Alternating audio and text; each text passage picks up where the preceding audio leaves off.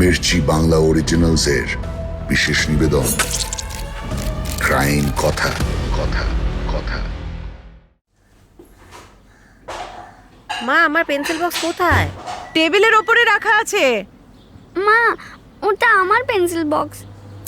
তাহলে খাটের ওপর রাখা আছে, একটু দেখো। মা, আমার জলের বোতল। উফ, নিবে একটু তো খুঁজে দেখো জিনিসপত্র। সারাক্ষণ আমাকে বলছো কেন? জানো তো কোথায় কি রাখা থাকে। উফ, এই সময় আবার কে ফোন করছে? ভালো লাগে না। Hello, good morning madam. Morning. আপনার আর আপনার স্বামীর জয়েন্ট অ্যাকাউন্টটা কিন্তু প্রায় খালি হয়ে গেছে। কিছু টাকা না রাখলে অ্যাকাউন্টটা ফ্রিজ হয়ে যাবে এবার। খালি হয়ে গেছে মানে? কি বলছেন? আমি তো টাকা উইথড্র করিনি রিসেন্টলি। না ম্যাম, লাখ তিনেক টাকা উইথড্র করা হয়েছে। আমি কিছু। হ্যালো হ্যালো, শুনতে পাচ্ছেন?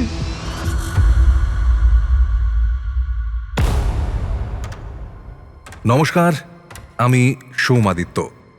আপনারা শুনছেন ক্রাইম কথা, যার সব চরিত্র কাল্পনিক নয়।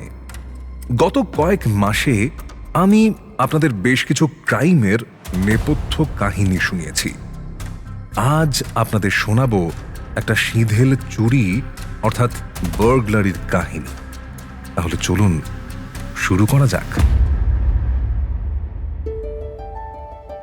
পার্ক সার্কাস থেকে খুব কাছেই বেনিয়াপুকুর থানা।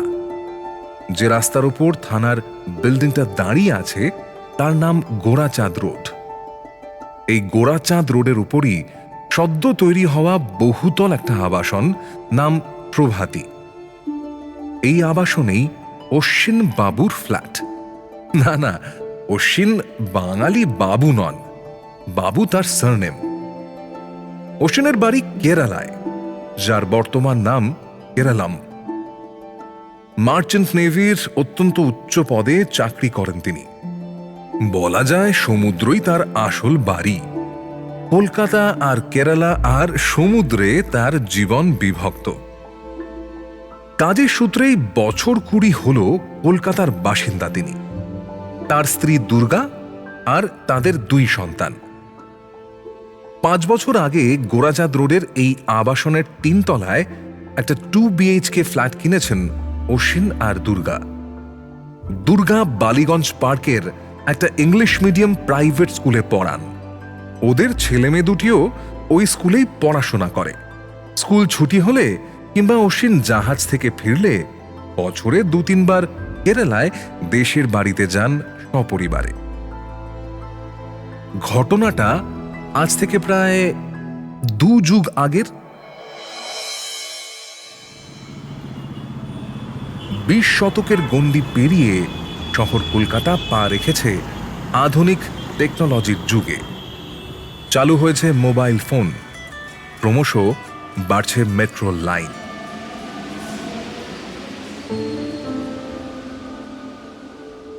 সেবার পুজোর সময় প্রায় মাস খানেক ছুটি পেয়েছিলেন অশ্বিন। গোটা ছুটিটা কেরালায় কাটিয়ে নভেম্বরের শুরুতে কলকাতায় ফিরলেন ওরা। সবার মন খারাপ। সামনের সপ্তাহে অশ্বিনকে আবার জাহাজে ফিরতে হবে। আবার কবে দেখা হবে কে জানে। একটা দীর্ঘশ্বাস ফেলে দুর্গা বললেন, তোমার তো আবার জাহাজে ওঠার সময় এসে গেল।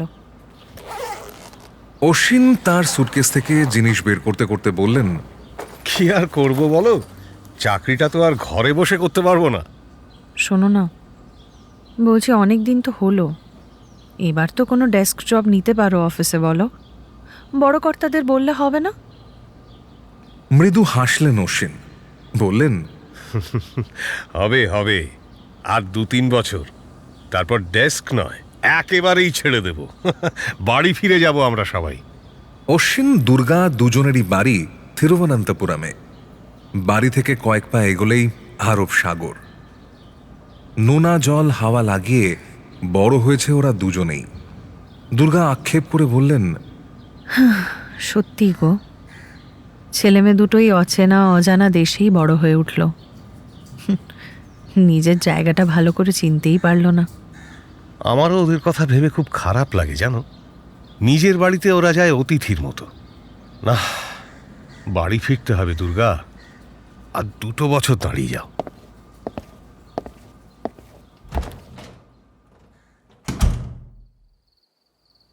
সন্ধে নাগাদ ছেলেমেয়েরা ওদের খেলার জিনিস খুঁজছিল, তখনই প্রথম ধাক্কাটা এলো। বড় ছেলে অরুণের বয়স বছর 11। সে এসে বাবাকে বলল, বাবা, আমার সেই নতুন রিমোট কন্ট্রোল গাড়িটা কোথায়, যেটা তুমি আমাকে এনে দিয়েছিলে? অশ্বিন তখন অফিসের কাগজপত্র গোছাচ্ছিলেন। অন্যমনস্ক কণ্ঠে তিনি বললেন, যাওয়ার আগে কোথায় রেখেছিলে? আমার পড়ার টেবিলের ওপরে তো ছিল বাবা, এখন আর খুঁজে পাচ্ছি না। ভালো করে খুঁজে দেখো, কোথাও একটা আছে নিশ্চয়ই। না বাবা, নেই, আমি অনেক খুঁজেছি। ওদের দুজনের কথা বলার মাঝখানে ঘরে ঢুকলেন দুর্গা। তার মুখ চোখ ফ্যাকাশে, চোখ জোড়ায় নেমে এসেছে গভীর আতঙ্ক। স্ত্রীর দিকে এক পলক তাকিয়ে অশ্বিন জিজ্ঞেস করলেন, কি হয়েছে দুর্গা? আমতা আমতা করে দুর্গা বললেন, আলমারিতে আমি আমার হীরের দুলটা খুঁজছিলাম, ওটা নেই। এবার একটু নড়ে চড়ে বসলেন অশ্বিন। হোয়াট? ব্যাপারটা নতুন নয়, এর আগেও বেশ কয়েকবার ওদের ফ্ল্যাট থেকে জিনিসপত্র হারিয়ে গেছে। যখন ওরা সপরিবারে কেরালা যান বা কোথাও ঘুরতে যান, তখনই এমন ঘটনা ঘটে। আগে বিষয়টা খুব একটা গা করেননি কেউই। ভেবেছেন হয়তো জিনিসগুলো কোনোভাবে নিজেরাই হারিয়ে ফেলেছেন। অশ্বিনকে চুপ থাকতে দেখে দুর্গা বললেন, আলমারিতে তালা আটকে গিয়েছিলাম আমি অশ্বিন, আগেও এরকম হয়েছে। গত বছরও তো একবার একটা দামি শোপিস উদয় হয়ে গিয়েছিল, মনে আছে? হ্যাঁ, মনে আছে। এটা এটা কিভাবে সম্ভব হচ্ছে বলো তো? ঘর খোলা রেখে তো আমরা কোথাও যাই না। আমার মনে হচ্ছে এই বাড়িটায় কিছু একটা আছে। এখানে আসার পর থেকেই এসব হচ্ছে। আমি বলছি অশ্বিন, তুমি বিশ্বাস করো, এই বাড়ির পরিবেশ স্বাভাবিক নয়। আরে ভূতে কি করে চুরি করবে? ভূত না, অপদেবতা।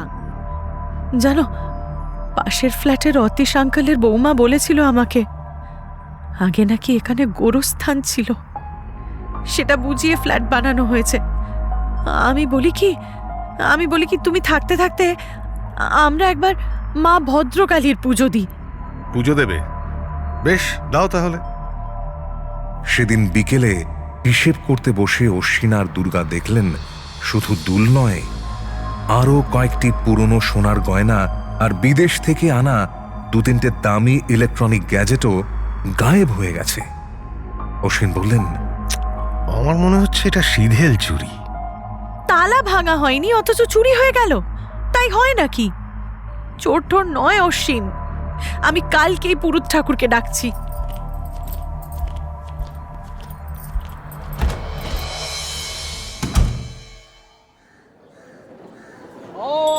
পরের মঙ্গলবার বেশ ঘটা করে ভদ্রকালীর পুজো দিলেন অশ্বিন আর দুর্গা। আবাসনের সবাইকে নেমন্তন্ন করলেন।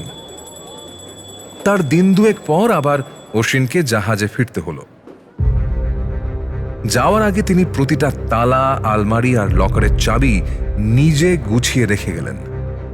অল্প বিস্তর চুরি তারপরেও হতো, যেমন রান্নার তেল কমে যাওয়া, কোনো একটা বই গায়েব হয়ে যাওয়া, ছোট্ট একটা টর্চ উধাও। দুর্গা ছেলেমেয়েদের নিয়ে স্কুল থেকে ফিরে দেখতেন কিছু না কিছু গায়েব হয়ে গেছে ঘর থেকে। যদিও সেগুলোর জন্য অশ্বিনকে আর বিরক্ত করতেন না তিনি। এর মাস দুয়েক পর চরম বিপদটা এলো। একদিন সকালে ব্যাংক থেকে ফোন এলো দুর্গার কাছে। দুর্গা তখন স্কুলে যাওয়ার জন্য রেডি হচ্ছেন। সে সময় দারুণ ব্যস্ত তিনি। ছেলে মেয়ে দুটোর জামা কাপড় খুঁজে দেওয়া, নিজে তৈরি হওয়া, একেবারে দক্ষযোগ্য। প্রতিদিনই স্কুল থেকে বেরোনোর আগে অরুণ আর ওর বোন নিবেদিতা কোনো কিছুই যেন খুঁজে পায় না। মা, আমার পেন্সিল বক্স কোথায়? টেবিলের ওপরে রাখা আছে। মা, ওটা আমার পেন্সিল বক্স। তাহলে খাটের ওপর রাখা আছে, একটু দেখো। মা, আমার জলের বোতল। উফ, নিবে, একটু তো খুঁজে দেখো জিনিসপত্র। সারাক্ষণ আমাকে বলছো কেন? জানো তো কোথায় কি রাখা থাকে। তখনই টেলিফোনটা বেজে উঠল।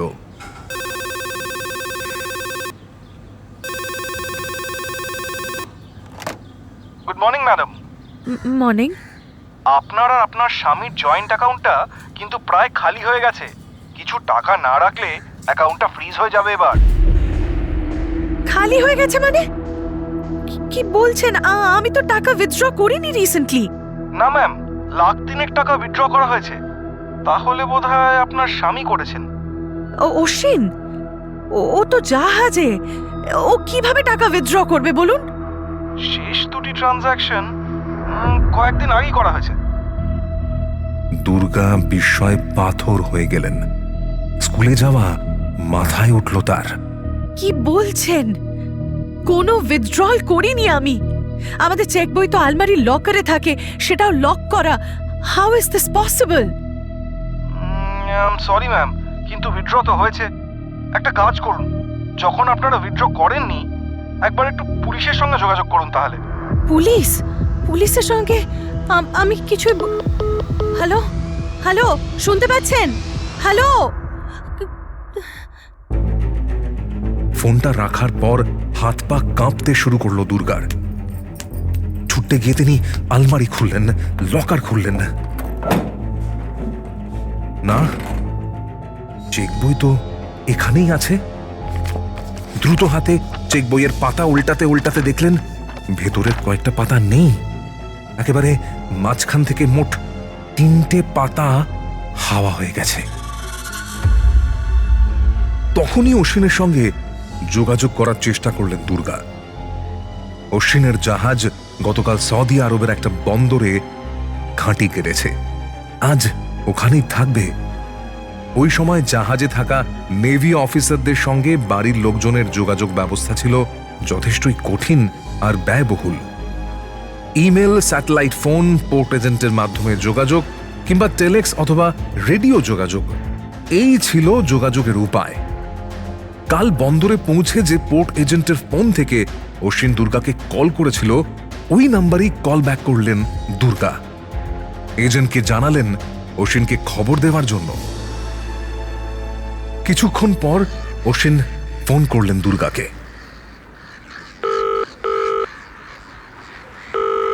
হ্যালো, কি করছো এখন তুমি? কি আর করব, ভাবছি একটু ঘুরতে যাব আজ। তুমি কি ইমিডিয়েটলি বাড়ি ফিরতে পারবে? দুর্গার গলা শুনেই অশ্বিন বুঝলেন বড় সড়ো কিছু একটা হয়েছে। তিনি জিজ্ঞেস করলেন, কেন, কি হয়েছে? তুমি এসো, বলছি সবটা। তাড়াতাড়ি এসো অশ্বিন। এমার্জেন্সি লিভ নিয়ে সেদিন রাতের ফ্লাইটেই বাড়ি ফিরলেন অশ্বিন।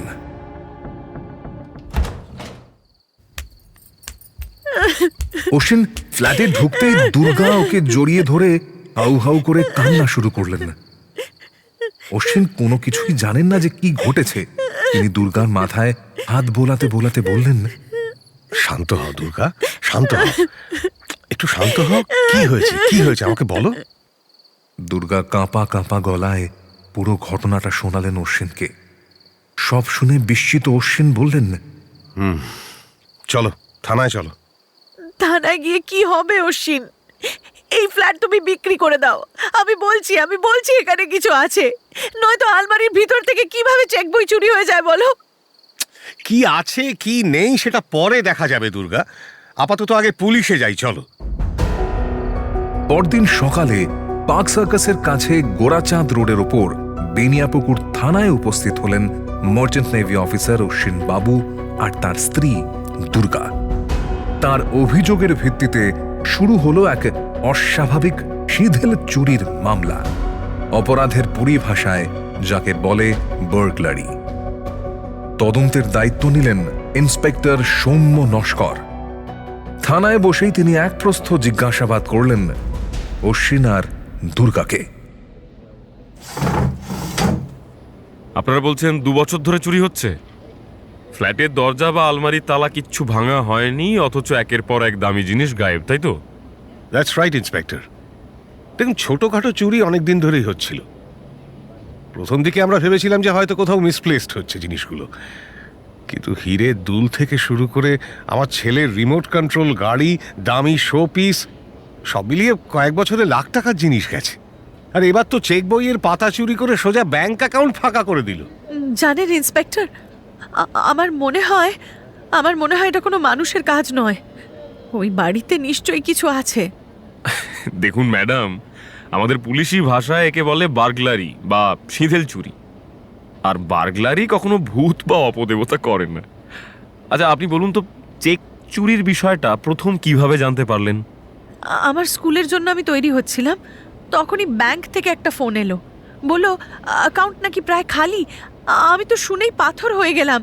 আমি তো টাকা তুলিনি, অশ্বিনও তখন জাহাজে। আমি খবর পেয়েই সঙ্গে সঙ্গে ফিরে আসি।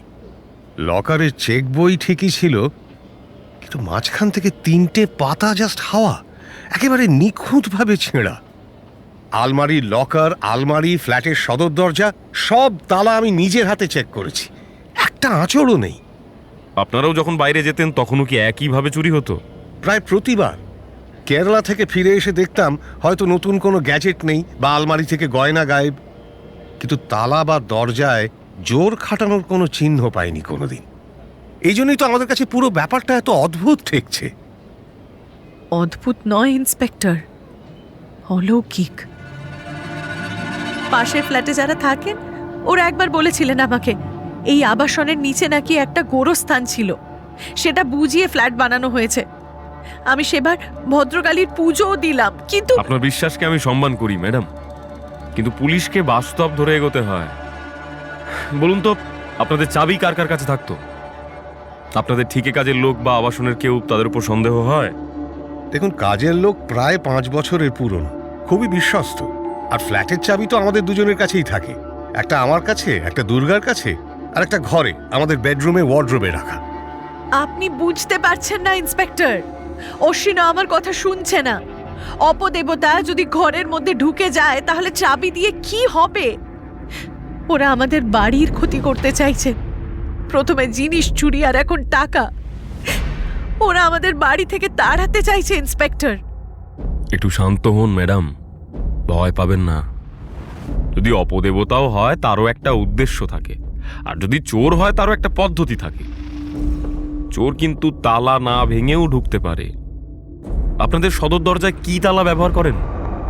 গোদরেজের নাভ তাল, ডাবল লক করে যায়। আর আলমারিতেও ভালো তালা লাগানো। ডুপ্লিকেট চাবি বানানো তো সহজ নয়। ডুপ্লিকেট বানানো সহজ না হলেও অসম্ভব তো নয়। আর 2 বছরের চুরি প্রমাণ করছে চোর তাড়াহুড়ো করেনি, সে খুব ঠান্ডা মাথায় কাজ করেছে। আপনারা ফ্ল্যাটের আশেপাশে কখনো সন্দেহজনক কাউকে দেখেছেন? না, সেরকম কিছু চোখে পড়েনি। আমরা তো যখন কেরালায় যেতাম তখন মাস দুয়েকের জন্য ফ্ল্যাট পুরোপুরি ফাঁকাই থাকতো। অশ্বিন, এখনো তুমি সেই মানুষ চোরের কথা বলছো? ওই ফ্ল্যাটটার ভিত নড়ে গেছে ইন্সপেক্টর। এবার যদি আমার ছেলে মেয়েদের কিছু একটা হয়ে যায় তাহলে আমি কিচ্ছু হবে না ম্যাডাম, কিচ্ছু হবে না, চিন্তা করবেন না।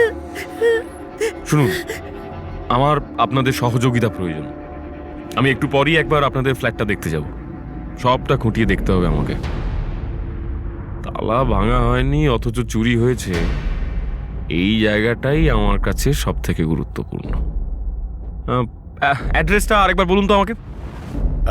4/12 গোরাচাঁদ রোড। বেশ, আপনারা ফিরে যান, আমি আসছি।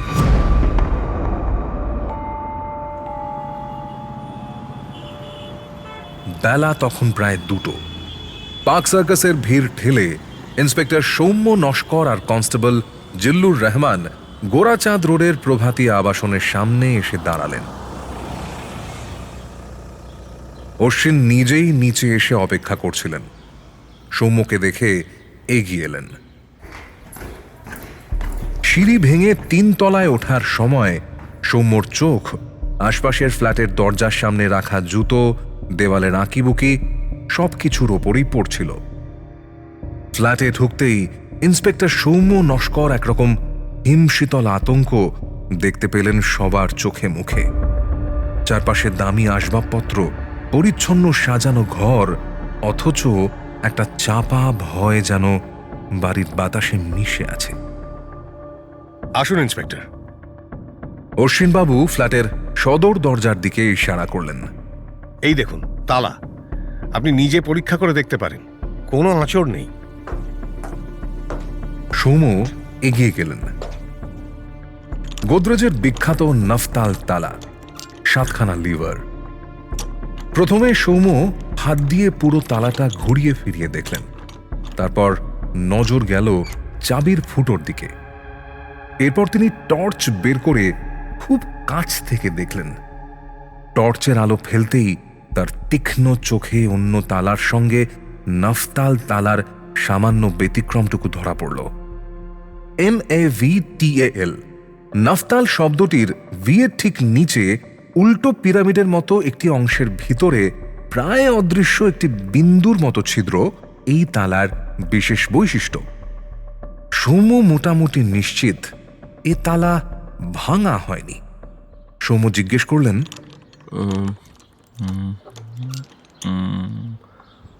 মিস্টার অশ্বিন, এই তালাটা কি আপনারা নতুন কিনেছেন? না ইন্সপেক্টর, ফ্ল্যাট কেনার পর থেকেই এই তালা রয়েছে। মনে হয় প্রায় বছর 5 হবে। কোনোদিন তালা ভাঙা বা অন্য কারণে চাবিওয়ালার প্রয়োজন হয়েছিল কি? না তো, আমার তো মনে পড়ছে না, কখনোই এমন হয়নি। সৌম্য এবার নিশ্চিত হলেন। নির্ঘাত বাইরে থেকে একজন চাবিওয়ালাকে এনে ডুপ্লিকেট চাবি তৈরি করা হয়েছে। তালার ওই ছিদ্র দিয়ে চাবি তৈরির ওস্তাদরা ভেতরের লিভারের অবস্থান দেখে নেয়। চোর তাড়াহুড়ো করেনি। 2 বছর ধরে এই ফ্ল্যাটটার সমস্ত চাবি সে বানিয়ে নিয়েছে। এবার ভেতরের ঘরে ঢুকলেন Soumya. Drawing room, kitchen, bedroom, Soumya নীরবে সব দেখলেন।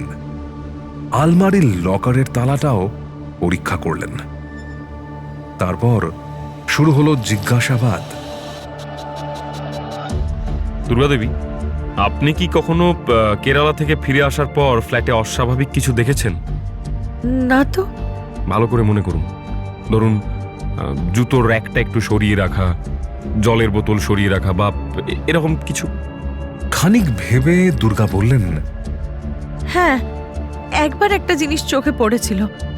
ড্রয়িং রুমে সোফার পাশে বেশ একটু ধুলো জমেছিল। বাড়ি তো বন্ধ ছিল, এত ধুলো কোথা থেকে এলো আমি সেটাই ভাবছিলাম, কিন্তু তখন মনে হলো হয়তো জানলা দিয়ে ঢুকেছে, তাই আর কিছু বলিনি। আপনারা যখন দেশে বা বাইরে যেতেন তখন কি কখনো কোনো প্রতিবেশী বা কাজের লোক ফ্ল্যাটে ঢুকতো? না ইন্সপেক্টর, আমরা তো চাবি কাউকেই দিয়ে যেতাম না। শুধু আমাদের কাজের মেয়ে মিতালিকে বলা থাকতো আমরা কবে ফিরে আসছি বা আসবো, ও সেই দিনেই আসতো। সৌম্য এবার অশ্বিন দুর্গার 2 সন্তান অরুণ আর নিবেদিতার সঙ্গে কথা বললেন। এই তো, কি নাম তোমার? নিবেদিতা। আর তোমার? অরুণ। বাহ, আচ্ছা অরুণ, তোমাদের রিমোট কন্ট্রোল গাড়িটা কবে চুরি হলো তোমার মনে আছে? কবে চুরি হলো তা তো জানি না। আমরা যেদিন কেরল থেকে ফিরলাম সন্ধ্যাবেলা দেখি গাড়িটা নেই, আমার ঘরে টেবিলের ওপর রেখেছিলাম। তোমার কি মনে পড়ে যাওয়ার আগে কখনো কোনো অচেনা কেউ তোমার সঙ্গে দেখা করতে এসেছিল বা কথা বলতে এসেছিল, জানতে চেয়েছিল তোমরা কবে কেরালায় যাবে, এরকম কিছু? না তো। বেশ। এরপর ডাক পড়ল মিতালির। গত 5 বছর ধরে অশ্বিনবাবুদের বাড়িতে কাজ করছেন তিনি। মিতালির বয়স বছর 40, মোটামুটি রোগা চেহারা। মিতালি, অশ্বিনবাবুরা যখন কেরলে থাকেন তখন ফ্ল্যাট পুরো ফাঁকা থাকে, তাই তো? আগে হ্যাঁ দাইডগর বাবু, ওরা ফিরে আসার পর আমি আসি, ঘরদোর পরিষ্কার করি। আপনার কাছে কি এই বাড়ির কোনো চাবি আছে? ও না না না দারিগো বাবু, এমনি কিছু নেই আমার কাছে। এই যে 5 বছর একদিনের জন্য আমার কাছে কিন্তু চাবি ছিল না। হ্যাঁ, আমার কাছে শুধু নিচের মেইন গেট যেটি রয়েছে সেইটির চাবি আছে। আচ্ছা, আপনার কি মনে হয় আশেপাশের কেউ আপনাদের ওপর নজর রাখতো, বিশেষ করে অশ্বিনবাবু যখন জাহাজে থাকতেন আর দুর্গাদেবী স্কুলে? সে তো স্যার দেখুন সবাই নজর রাখে, ফ্ল্যাট খালি থাকলে একটা তো নজর লোকজনের মানে ওই হবেই মানে জিনিসটা। দুর্গার চোখ ছলছল করে উঠল। তিনি বললেন, দেখলেন তো ইন্সপেক্টর, সবাই বলছে তালা ভাঙেনি, কেউ কিছু দেখেনি। আমি বলছি এটা চোর নয়, অপদেবতা। ওরা আমাদের তাড়াতে চাইছে। আমার ছেলে মেয়েদের যদি কিছু হয় তাহলে আমি আমি বুঝতে পারছি আপনার ভয়টা কোথায়, কিন্তু অপদেবতা কখনো চেক বই চুরি করে ব্যাংক থেকে টাকা তোলে না ম্যাডাম। এটা রক্ত মাংসের মানুষের কাজ। আর এখন আমার কাজ হলো সেই মানুষ চোরকে খুঁজে বের করা। আপনারা চিন্তা করবেন না, চোরকে আমি খুঁজে বের করবই। জিল্লুর, কি কি চুরি গেছে একটা লিস্ট করো তো ওনাদের সঙ্গে কথা বলে। আর আমি একটু আশেপাশে ফ্ল্যাট থেকে ঘুরে আসছি। অশ্বিন বাবুর ফ্ল্যাট থেকে বেরিয়ে ইন্সপেক্টর সৌম্য নস্কর ঠিক উল্টো দিকের ফ্ল্যাটে দরজায় গিয়ে দাঁড়ালেন। দরজার নেম প্লেটে লেখা অতীশ রায়। Soumya calling bell বাজালেন।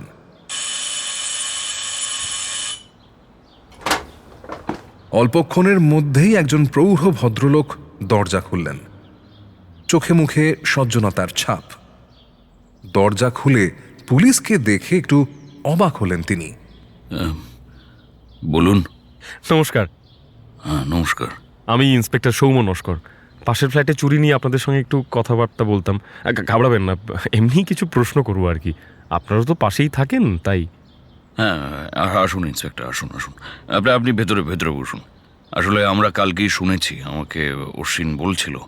কি সাংঘাতিক ব্যাপার বলুন তো।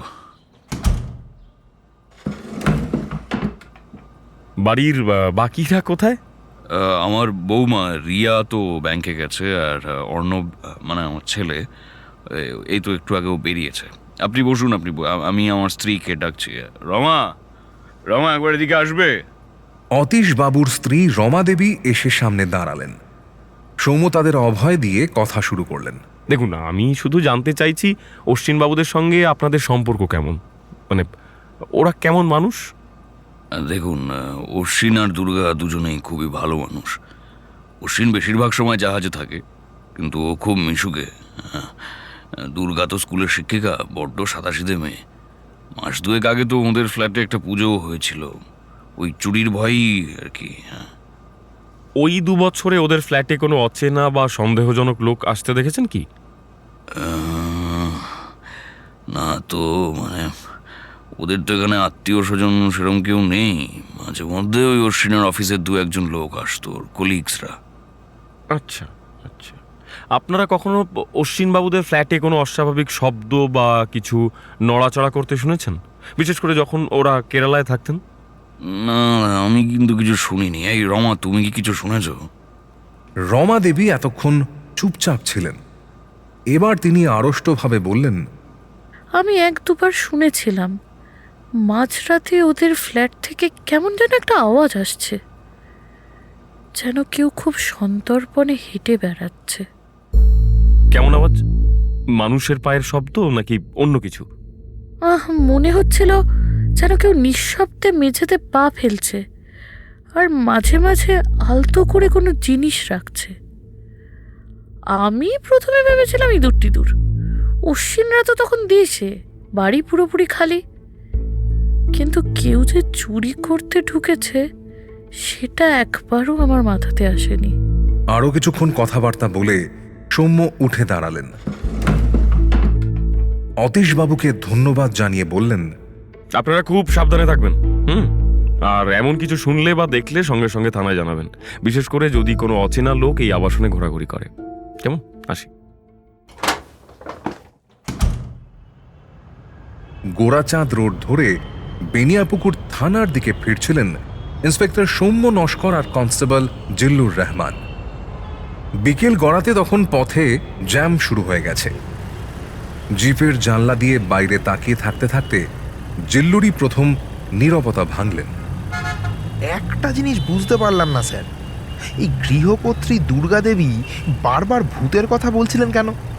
এই অপদেবতা ওদের বাড়ি থেকে তাড়াতে চাইছে, এই চুরির মতো একটা সিরিয়াস ঘটনায় ওর কথায় তো কোনো যুক্তি খুঁজে পেলাম না।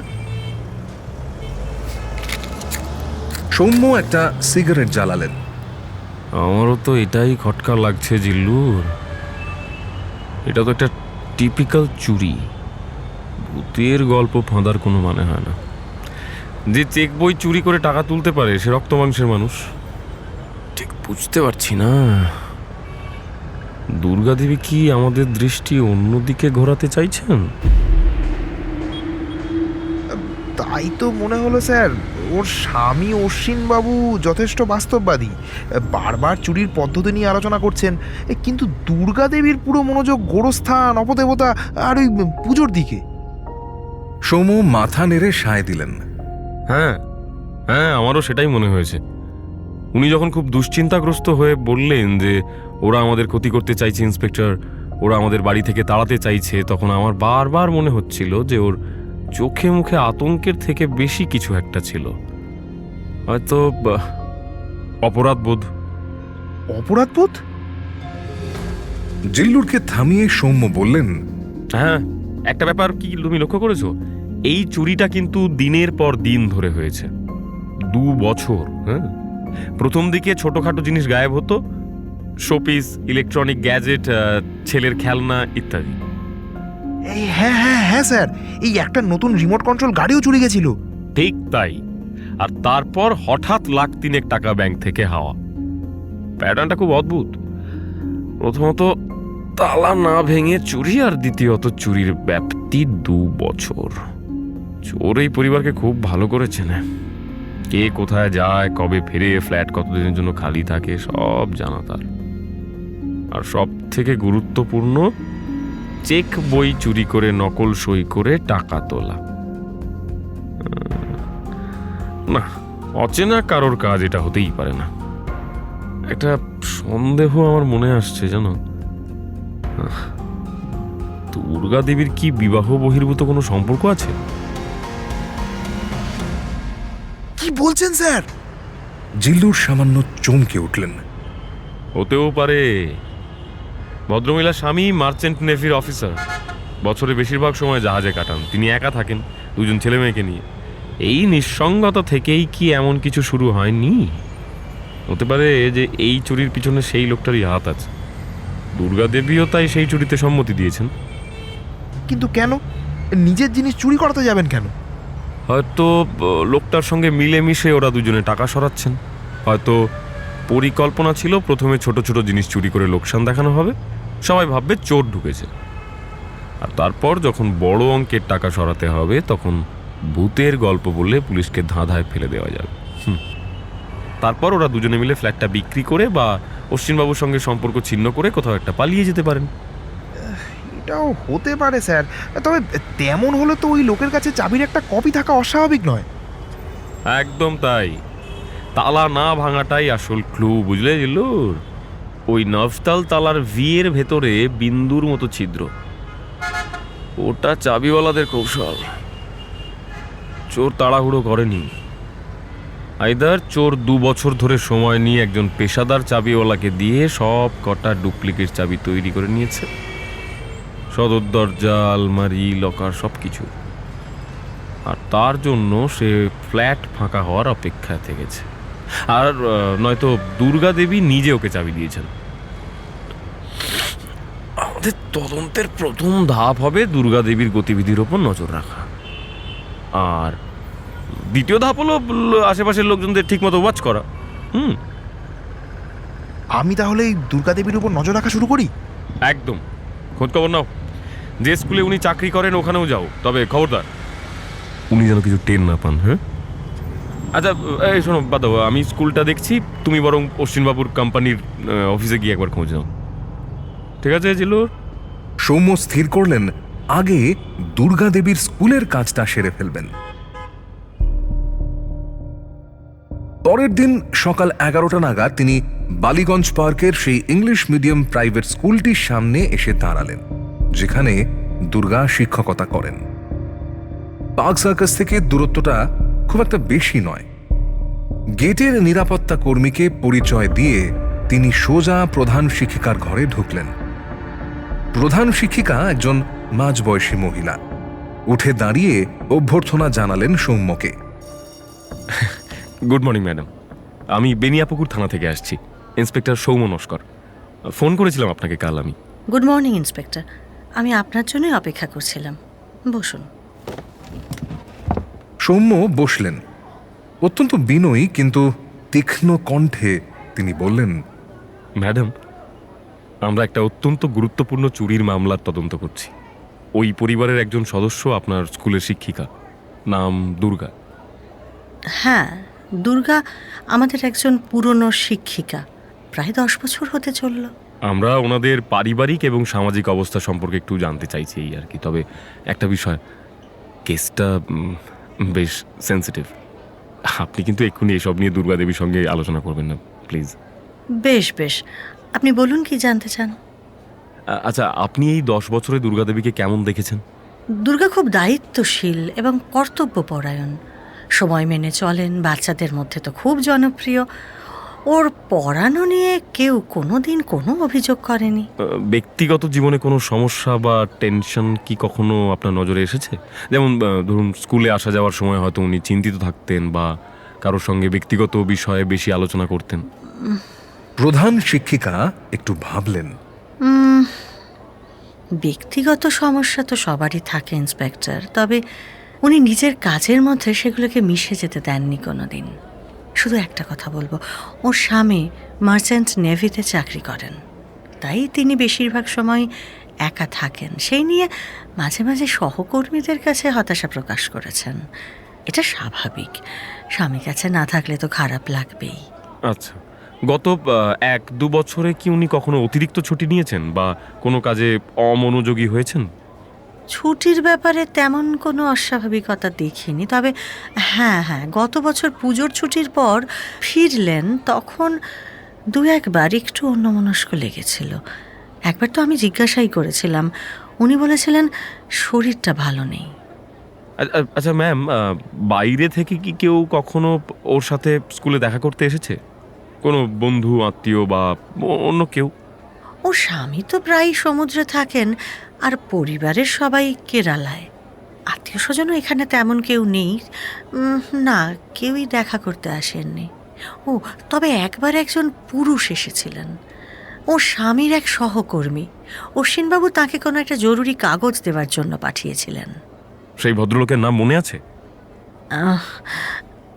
না, ঠিক মনে নেই। উনি খুব অল্প সময়ের জন্য এসেছিলেন। সৌম্য আরও কিছুক্ষণ কথা বললেন।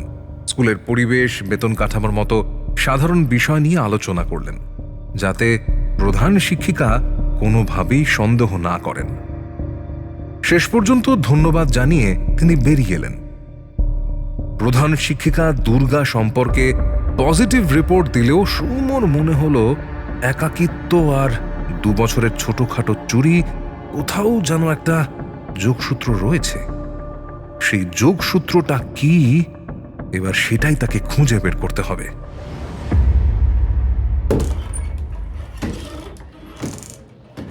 পরের দিন দুপুরে দুর্গাদেবী আর অশ্বিন বাবুকে আবার থানায় তলব করা হলো।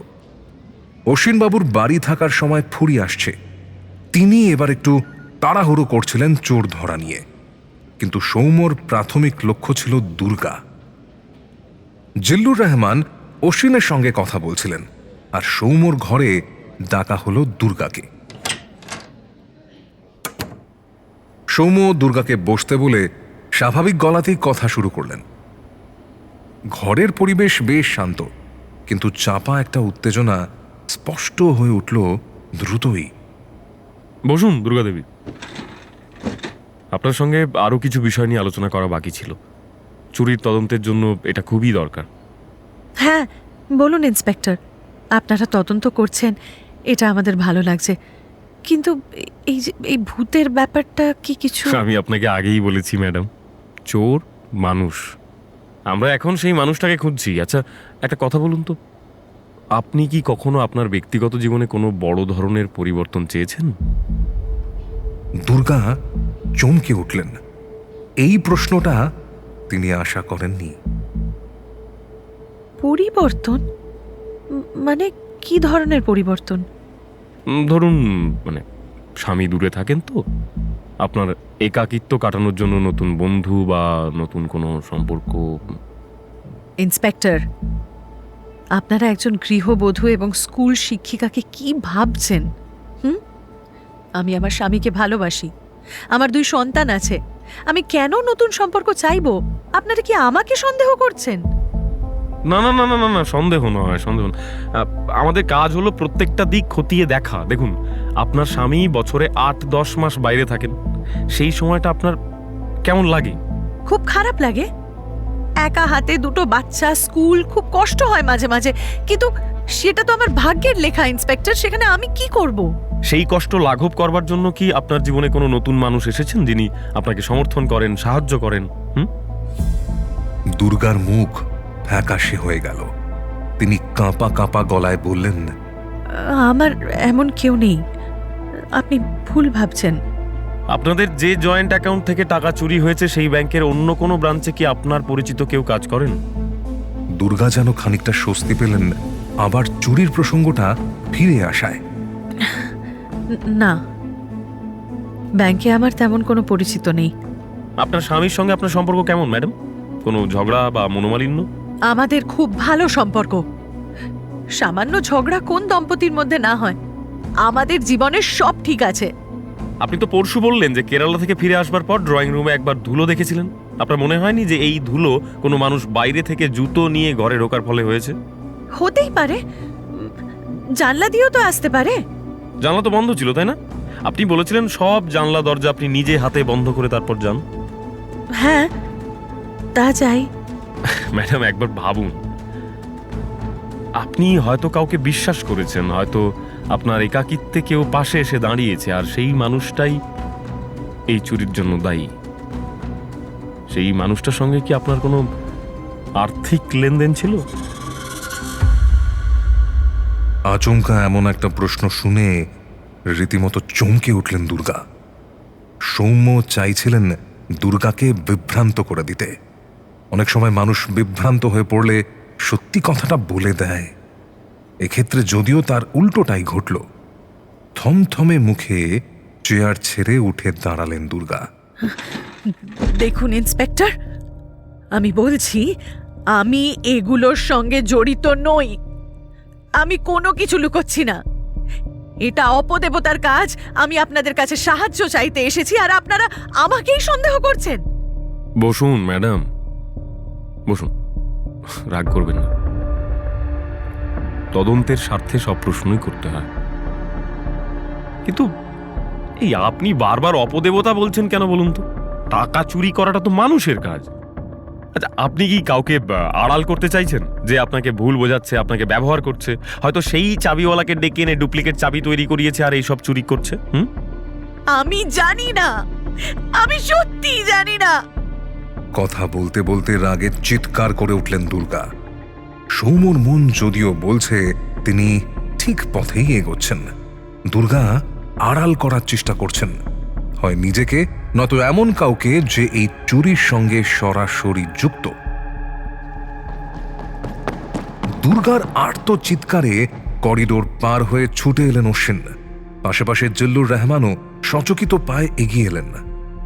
সৌম্য তখনও শান্তভাবে বসে, তার চোখে তখনও গোয়েন্দার তীক্ষ্ণ অন্তর্দৃষ্টি। কি হচ্ছে এখানে? দুর্গা, তুমি এভাবে কাঁদছো কেন? দুর্গা রীতিমতো হাউ হাউ করে কেঁদে উঠলেন।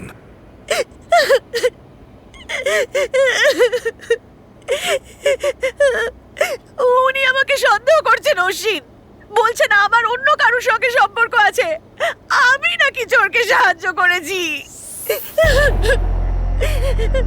কথাটা শুনে অশ্বিনের চেহারা মুহূর্তের মধ্যেই পাল্টে গেল। মার্চেন্ট নেভির সেই কঠিন মানসিকতার মানুষটি স্থির হয়ে দাঁড়ালেন সৌম্যর সামনে। তার কণ্ঠে কোনো উত্তেজনা নেই, রয়েছে গভীর সমুদ্রে গাঢ় ঠান্ডা এক প্রত্যয়। ইন্সপেক্টর নস্কর, আমি আপনাকে বলেছিলাম চুরির তদন্ত করতে। আমার স্ত্রী বা আমার সংসার নিয়ে আপনি মনস্তত্ত্বের খেলা খেলবেন, সেই অধিকার আপনাকে কে দিয়েছে? আমার স্ত্রী গত 20 বছর ধরে আমার পাশে আছে, আমি সমুদ্রে মাসের পর মাস ভেসে বেড়াই, আর ও একা হাতে আমাদের সংসার আর দুটো বাচ্চাকে সামলেছে। ওর কষ্ট আপনি ধারণাও করতে পারবেন না। আর আপনি সেই একাকিত্বকে অপরাধের কারণ বানাচ্ছেন। সৌম্য এবার বুঝতে পারলেন না তার অনুমান ভুল পথে চালিত হয়েছে। দুর্গাকে তিনি অপরাধী সাজাতে চাইছিলেন না। সৌম্য ভাবছিলেন দুর্গা হয়তো ভুল করে কাউকে ভরসা করে ফেলেছেন, কিন্তু অশ্বিনের চোখে তিনি যা দেখলেন তা স্ত্রীর প্রতি অটল বিশ্বাস ছাড়া কিছুই নয়। সেই বিশ্বাসে এতটুকু ছিদ্র নেই। শুনুন ইন্সপেক্টর, আমি মার্চেন্ট নেভির একজন অফিসার। আমি জানি একটা সম্পর্ক ঠিক কিসের ওপর নির্ভর করে, আর আমি এও জানি আমার স্ত্রী মিথ্যে কথা বলছে না।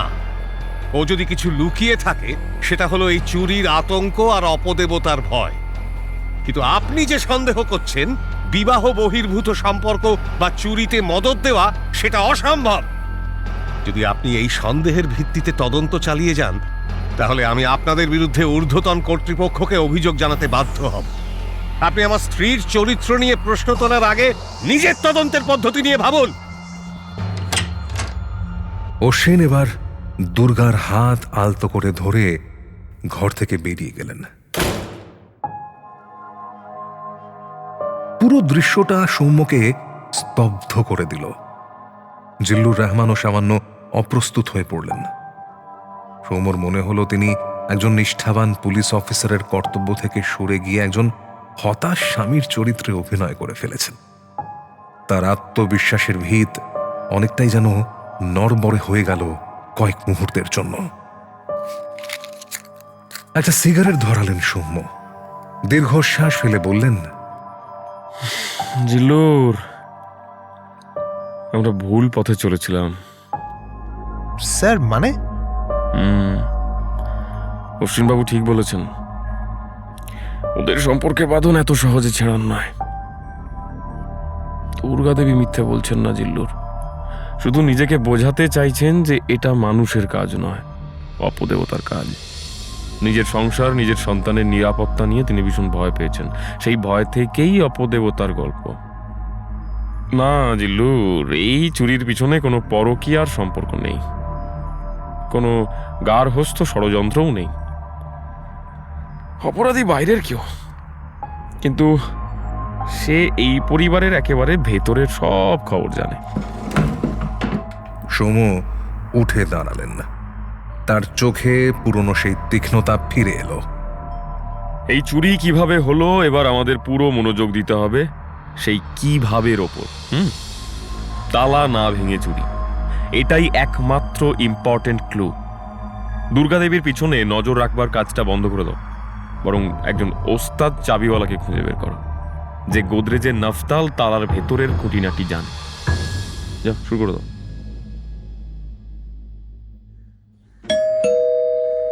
পরের দিন দুপুর নাগাদ অশ্বিনদের ফ্ল্যাটে আবার উপস্থিত ইন্সপেক্টর সৌম্য নস্কর। তার সঙ্গে এবার শুধু কনস্টেবল জিল্লুর রহমান নয়, আরও একজন মধ্যবয়সী অত্যন্ত অভিজ্ঞ চাবিওয়ালা, নাম রফিক আলী। সৌম্য আগেই রফিককে সংক্ষেপে সবটাই জানিয়েছিলেন।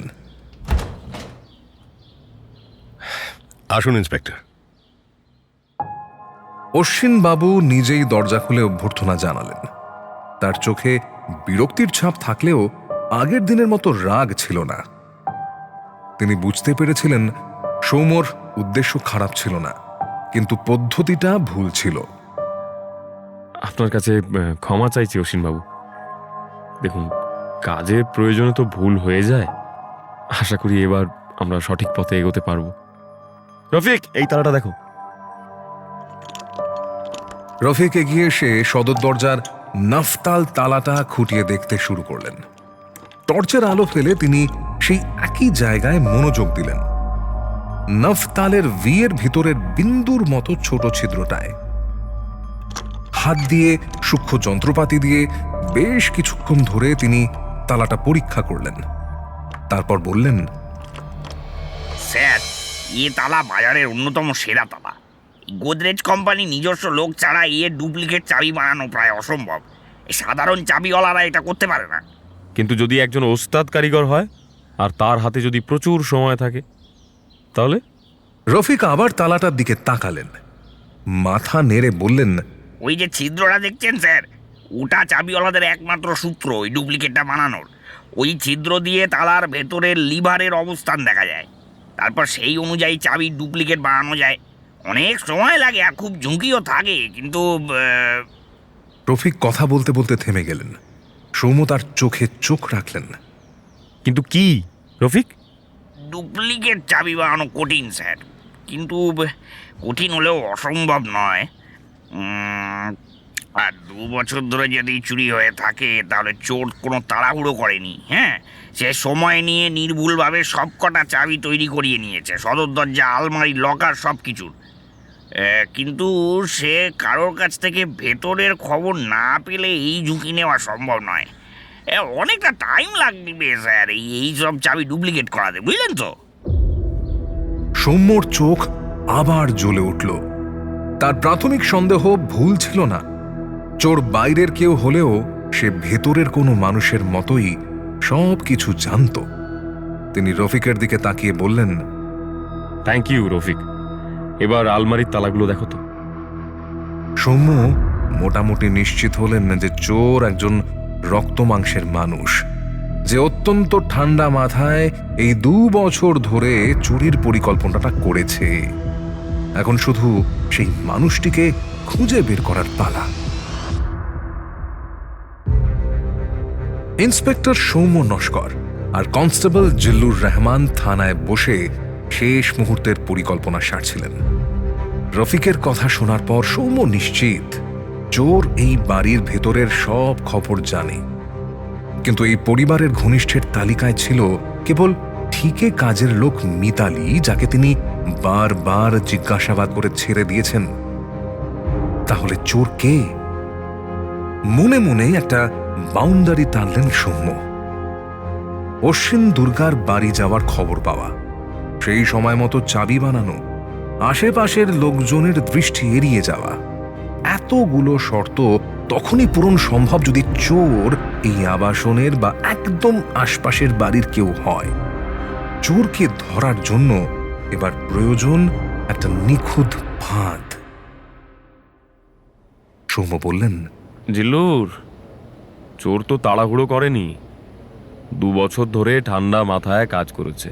মানে সে জানে কখন ফ্ল্যাট পুরোপুরি ফাঁকা থাকে। আমাদের একটা নকল ফাঁকা সময় তৈরি করতে হবে, যা সত্যি বলে মনে হবে। স্যার তাহলে কি করা যায়? মিতালিকে কাজে লাগাতে হবে। মিতালির সঙ্গে কাল সকালে দেখা করতে হবে। ওকে বলতে হবে অশ্বিনবাবু কেরালায় তাদের পুরনো একটা জমি বিক্রি করে মোটা অঙ্কের টাকা হাতে পেয়েছেন, যা ওরা এখনো ব্যাংকে জমা দেননি। আর এই টাকা বাড়ির আলমারিতেই রাখা আছে। আর আপাতত ওরা সপরিবারে 2 দিনের জন্য দীঘা বা অন্য কোথাও একটা ঘুরতে যাচ্ছেন। এটা একটু বেশি রিস্ক হয়ে যাচ্ছে না স্যার? একদম বেশি নয় জিল্লুর। চোর পেশাদার হলেও মানুষ, আর মানুষ লোভে পড়ে ভুল করে। লক্ষ লক্ষ টাকা ক্যাশ শুনে তার লোভ হবেই। চোর ধরে নেবে এই বাড়ি তার শেষ সুযোগ, নয়তো টাকাটা ব্যাংকে চলে যাবে।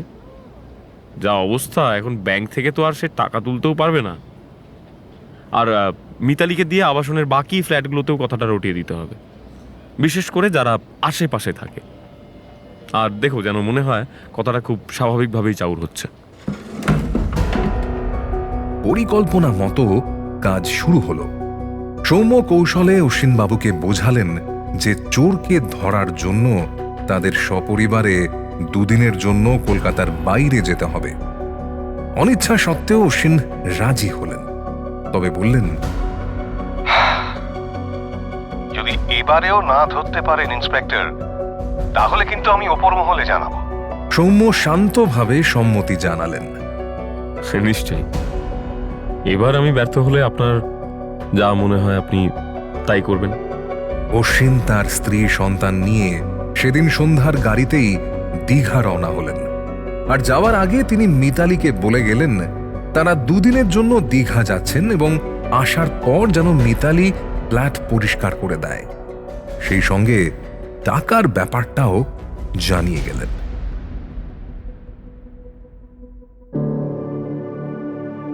মিতালির মাধ্যমে খবরটা প্রভাতী আবাসনে ছড়িয়ে পড়তে সময় নিল না। কেরালায় জমি বিক্রি করে নগদ টাকা আসার খবর আর সপরিবারে দীঘা ভ্রমণের কথা চাপা রইল না। বিশেষ করে দুর্গাদেবীর বারবার অপদেবতার আতঙ্কের পরেই হঠাৎ ভ্রমণ যেন ভয় কাটানোর চেষ্টা। ফলে বিষয়টা কারো কাছে অদ্ভুত ঠেকল না।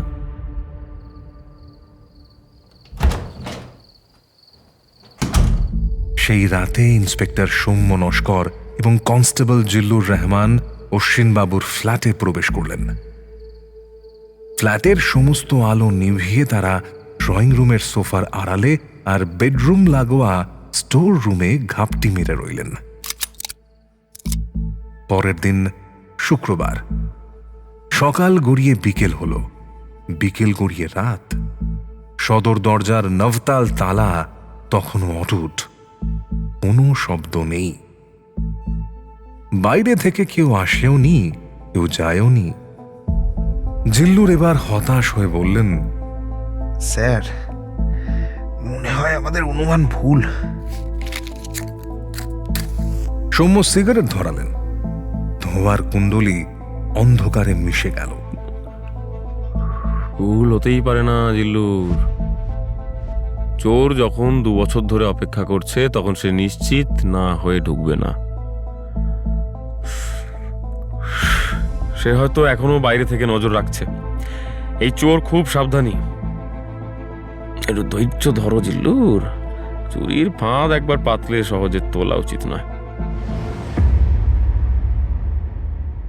শনিবার, দ্বিতীয় দিন। সকালের আলো জানলার পর্দা ভেদ করে ক্ষীণভাবে ঘরের ভেতরে ঢুকছে।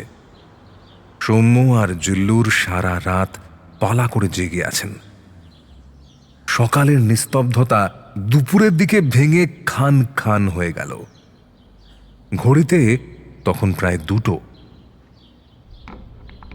খুট করে একটা শব্দ হলো, অতি সতর্ক চাপা একটা শব্দ।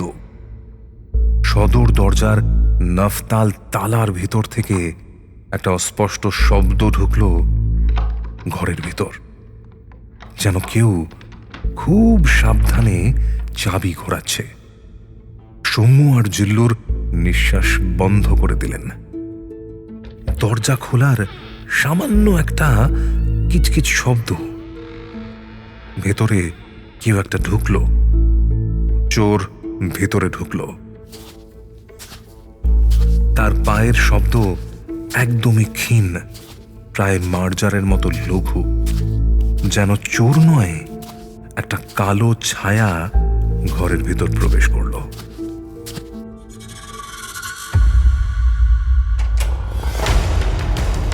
সৌম্য নিঃশব্দে স্টোর রুম থেকে বেরিয়ে এলেন। জিল্লুর তার পিছনে। দুজনেরই হাতে তাদের সার্ভিস রিভলভার। তারা প্রায় হামাগুড়ি দিয়ে বেডরুমের দরজার আড়ালে এসে দাঁড়ালেন।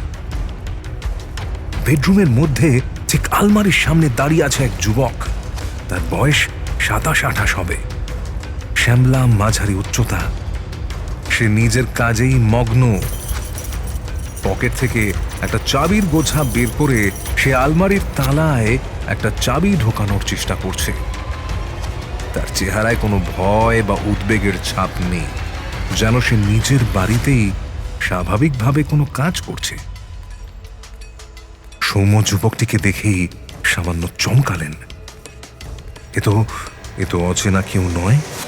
সৌম্যর মনে হলো তিনি এই মুখ কোথাও একটা দেখেছেন, কিন্তু কোথায়? যুবকটি চাবি দিয়ে আলমারির তালাটা খুলে ফেলল। এরপর লকারের তালা খোলার চেষ্টা করছে। এটাই সেই লকার যেখান থেকে চেক বইয়ের পাতা চুরি হয়েছিল। যুবকটির চোখ একেবারে চকচক করছে। ঠিক সেই মুহূর্তে সৌম্য এগিয়ে এলেন। তার পদচারণা এত নিস্তব্ধ যে যুবকটি টেরও পেল না। 1 সেকেন্ডের ভগ্নাংশ সময়ে সৌম্য পৌঁছে গেলেন যুবকের ঠিক পিছনে। সৌম্য যুবকের কাঁধে তার ডান হাতটা রাখলেন। কি খুঁজছো ভাই? শব্দটা সম্ভবত বন্দুকের গুলির চেয়েও জোরে বেজেছিল যুবকটির কানে। বিদ্যুৎস্পৃষ্টের মতো সে চমকে উঠল, তার হাত থেকে চাবির গোছা মেঝেতে পড়ে গেল। চমকে ঘাড় ঘোরালো সে, তার কাঁধের উপর সৌম্যর শক্ত বলিষ্ঠ হাত। যুবকের নজরে পড়ল সৌম্যর শান্ত কিন্তু তীক্ষ্ণ চোখ জোড়ার উপর।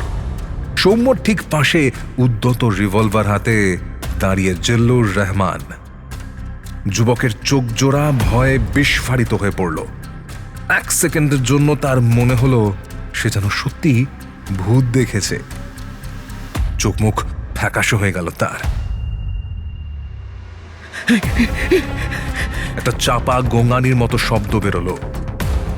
পরের মুহূর্তেই যুবকটি জ্ঞান হারিয়ে মেঝেতে লুটিয়ে পড়ল। জল আনো জিল্লুর, কি মরে গেল নাকি? হ্যাঁ স্যার, আনছি আনছি আনছি, এক সেকেন্ড স্যার, আনছি।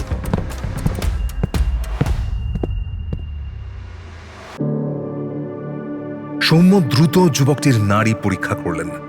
হৃৎস্পন্দন আছে, সম্ভবত আতঙ্কে সংজ্ঞা হারিয়েছে। অবশ্য এমন হওয়াটা খুবই স্বাভাবিক। যুবকটি ঘরে ঢোকার আগে জানতো কোনো মানুষ এই ফ্ল্যাটে নেই। হঠাৎ করে শূন্যতা ফুরে যদি দুজন পুলিশ অফিসার ওর সামনে উদয় হয়, ভয় পাওয়া খুব একটা অস্বাভাবিক নয়। জিল্লুর রহমান দ্রুত রান্নাঘর থেকে জলের বোতল নিয়ে এলেন। সৌম্য যুবকের চোখে মুখে জলের ঝাপটা দিতে শুরু করলেন। মিনিট দুয়েক পর যুবকটি একটা দীর্ঘশ্বাস ফেলে চোখ মেলল। তার চোখে তখনও গভীর আতঙ্ক, মুখ ফ্যাকাশে, হাত পা কেঁপে উঠছে থেকে থেকে। পরিবেশটা একটু স্বাভাবিক করার জন্য সৌম্য বললেন, আর ভয় পাচ্ছ কেন? শান্ত হও, জল খাও। যুবকটি কাঁপতে কাঁপতে এক চুমুক জল খেল। তার চোখ তখনও ঘরের চারপাশে আলমারি, লকার, সৌম্য আর জিল্লুরের অনুভূতিহীন চেহারা সব কিছু একবার করে দেখে নিচ্ছিল। ওর হাত থেকে পড়ে যাওয়া চাবির গোছাটা সৌম্য তুলে নিলেন। তুমি কে? তোমাকে কেমন যেন চেনা চেনা লাগছে। যুবকটি ভয়ে কাঁপা কাঁপা গলায় বলল, আমি আমি আমি সৌম্যর প্রায় সঙ্গে সঙ্গেই মনে পড়ল তিনি এই মুখটা কোথায় দেখেছেন। অশ্বিন বাবুর পাশের ফ্ল্যাটের বাসিন্দা এই ছেলে। প্রথম দিন এদের ফ্ল্যাটে গিয়েছিলেন সৌম্য, কথা বলেছিলেন ছেলেটির বাবা মায়ের সঙ্গে। তখন ছেলেটির ছবি দেখেছিলেন দেওয়ালে। সৌম্য বললেন, তুমি তুমি তো পাশের ফ্ল্যাটেই থাকো, তাই না? মানে আমি ওই মানে আমি, হ্যাঁ স্যার, হ্যাঁ। নাম কি তোমার? আমার নাম অর্ণব। অর্ণব স্যার। নামটা বলে মুখ নিচু করে রইল অর্ণব। ধরা পড়ে যাওয়ার ভয় আর লজ্জায় সে যেন মাটির সঙ্গে মিশে যেতে চাইছিল। মাথা নিচু করলে চলবে না অর্ণব, সোজা হয়ে বসো। তুমি জানো তুমি এখন একটা গুরুতর চুরির মামলায় অভিযুক্ত। 2 বছর ধরে চুরি, চেক বইয়ের পাতা চুরি করে প্রায় 3 লক্ষ টাকা লোপাট। এগুলোর পরিণতি কি হয় জানো? সৌম্য এক দৃষ্টে তাকিয়ে থাকলো অর্ণবের দিকে। অর্ণব সেই দৃষ্টি আর সহ্য করতে পারল না। হাউ হাউ করে কেঁদে উঠল সে।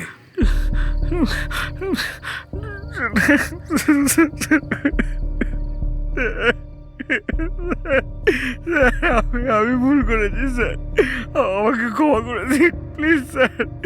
বাবা বাবা বাবা জানতে পারলে আমাকে ত্যায্য পুত্র করে দেবে স্যার। আমি এলাকায় মুখ দেখাতে পারবো না, আমরা কেউ পারবো না। আমি আর কখনো অমন করবো না স্যার, আমি কথা দিচ্ছি। এবার একটু বিরক্ত হলো সৌম্য। এমন ন্যাকা কান্না তিনি অনেক দেখেছেন। অর্ণব জ্ঞান হারিয়ে ফেলার কারণে খানিক সহানুভূতি জন্মেছিল সৌম্যর মনে, কিন্তু এখন ওর ন্যাকামো দেখে ক্রমশ রাগ ধরতে শুরু করলো সৌম্যর। কেঁদো না, কান্না থামাও, কান্না থামাও। আমি তোমার সব কথা শুনতে চাই, কিন্তু ঠিক মতো বলো কিভাবে তুমি ফ্ল্যাটে ঢুকতে। তালা তো ভাঙা হয়নি, এই চাবির গোছা তোমার হাতে দেখলাম, এর মধ্যে সদর দরজার তালা, আলমারি, লকার সবকিছু ডুপ্লিকেট চাবি রয়েছে। এইগুলো পেলে কোথায় তুমি?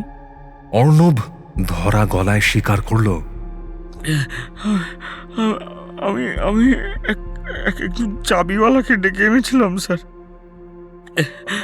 প্রায় 2 বছর আগে। তখন অশ্বিনবাবুরা কেরালায় ছিলেন। ওই চাবিওয়ালাকে ডেকে এনে ফ্ল্যাটটিকে দেখিয়ে বলি যে এই ফ্ল্যাটটিও আমাদের।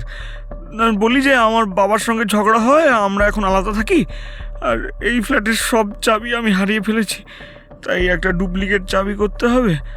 ওই চাবিওয়ালাটা প্রথমে রাজি হচ্ছিল না, তারপরে আমি অনেক টাকা দেওয়ার পর সে রাজি হলো স্যার। অর্ণবের কথা শুনে সৌম্যর চোখ যেন ঝলসে উঠল। তার সেই পুরনো সন্দেহ, চোর তাড়াহুড়ো করেনি, সময় নিয়ে ডুপ্লিকেট চাবি বানিয়েছে। মিলে গেছে, যা তিনি ভেবেছিলেন তেমনটাই ঘটেছে। চোর ঠিক পেশাদার না হলেও কিন্তু সে ভেতরের খবর জানতো। জানার কারণ আর কিছুই নয়, অর্ণব এদের প্রতিবেশী। এতটা অবশ্য ভাবতে পারেননি সৌম্য যে একেবারে সামনের ফ্ল্যাটের লোকজনই চুরি করেছে। তিনি আশা করেছিলেন এই আবাসন না হোক, অন্তত পাড়ার কেউ নির্ঘাত কাজটা করছে, কারণ কলকাতা শহরে আত্মীয় স্বজন তেমন কেউ নেই অশ্বিন কিংবা দুর্গার। সৌম্য অর্ণবকে জিজ্ঞাসা করলেন, চুরি শুরু করলে কবে থেকে? তা স্যার 2 বছর হলো, চাবি বানানোর পরপরই স্যার। 2 বছর ধরে তুমি কি কি চুরি করেছো? হ্যাঁ, আমি চুরি করে দিই স্যার, ওই সবই ওই ইলেকট্রনিক গ্যাজেট, তারপরে ওই ঘরে ঢুকে যেখানে যা পেতাম ছোট ছোট জিনিস, শোপিস ইত্যাদি ইত্যাদি। অর্ণব একে একে সব স্বীকার করল। ছোটখাটো জিনিস, শোপিস, ইলেকট্রনিক গ্যাজেট সব মিলিয়ে প্রায় লাখখানেক টাকার জিনিস। সে আরো জানালো, অশ্বিনবাবু যখন জাহাজে থাকতেন, দুর্গা ছেলে মেয়েকে নিয়ে স্কুলে যেতেন, তখনও সে মাঝে মধ্যে ঢুকত, দেখে রাখত নতুন কি কি জিনিস এসেছে ফ্ল্যাটে যা সরানো যায়।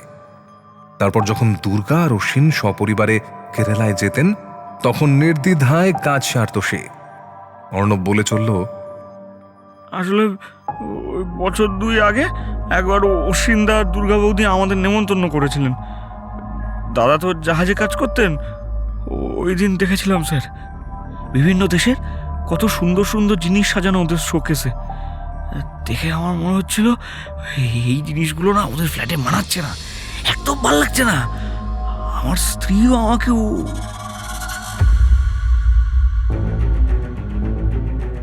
বলতে বলতে অর্ণব হঠাৎ থেমে গেল। তার মুখ দেখে স্পষ্ট বোঝা যাচ্ছিল সে যেন একটা বড় সত্য আড়াল করতে চাইছে। সৌম্যর চোখে সহজেই সেই ইঙ্গিতটা ধরা পড়ে গেল। তোমার স্ত্রী, সেও কি এই কাজে তোমার দোসর? অর্ণব কোনো উত্তর দিল না, কেবল মাথা নিচু করে ফোঁপাতে লাগলো। সৌম্য আরো চেপে ধরলেন তাকে। কি হলো অর্ণব, বলো। অর্ণব আবার কান্নায় ভেঙে পড়ল।